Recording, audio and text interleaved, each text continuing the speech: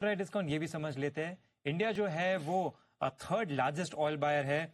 Russia से import देखे तो 2022 में सिर्फ 1% हुआ करता था और अब देखे तो ये बढ़ के सीधे 40% के आसपास आ चुका है।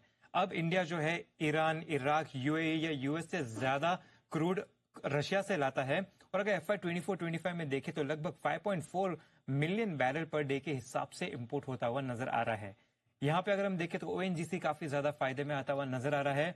ओएनजीसी ने क्लियरली ये भी बता दिया है कि जब तक प्राइस इकोनॉमिकल रहेगा वो रशिया से परचेस करते रहेंगे।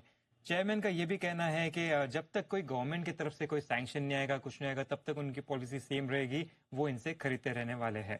अब ओएनजीसी को यहाँ पे फायदा कैसे हो रहा है, क्यों हो रहा है, ये भी समझ लेते हैं।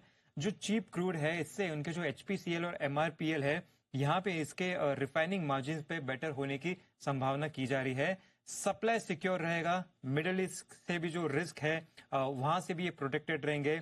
और कोई भी पीएसयू रिफाइनर्स यहाँ पे हम देखें तो प्राइवेट प्लेयर के मुकाबले इनका जो परचेसिंग पावर है वो भी काफी स्ट्रांग रहेगा, जिसके चलते यहाँ पे ओएनजीसी को काफी अच्छा फायदा मिलता हुआ नजर आ सकता है। और ओवरऑल यहाँ पे पूरे देश को ही यहाँ पे फायदा होता हुआ भी दिख सकता है। बिल्कुल, आपको सस्ता क्रूड मिलेगा तो आपकी इकोनॉमी के लिए, जो कि अपनी जरूरत का 80-85% इंपोर्ट करती है, उसके लिए तो फायदे की बात है। और आज देखिए सस्ता क्रूड है तो ये ऑयल मार्केटिंग कंपनियों के लिए भी फायदे की बात होती है। ओएमसीज हरे निशान में ट्रेड कर रहे हैं। एक बार सनी सर से व्यू लेते हैं। सनी सर, जरा बताएं, अच्छा खासा यहाँ पर सेविंग्स होती हुई दिख रही है पिछले 3 सालों में, जहां पर हमने देखा कि रशिया से हमने तेल खरीदने की जो शेयर है वो बढ़ा दिया।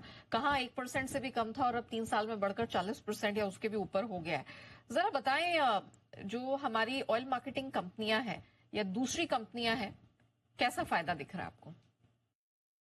आई थिंक इस डेफिनेटली इंडिया को जो बेनिफिट रहा है ओवरऑल ऑयल मार्केटिंग कंपनी या overall Russian crude oil import करने से एट अ डिस्काउंटेड रेट, उसका बेनिफिट डेफिनेटली मिला है।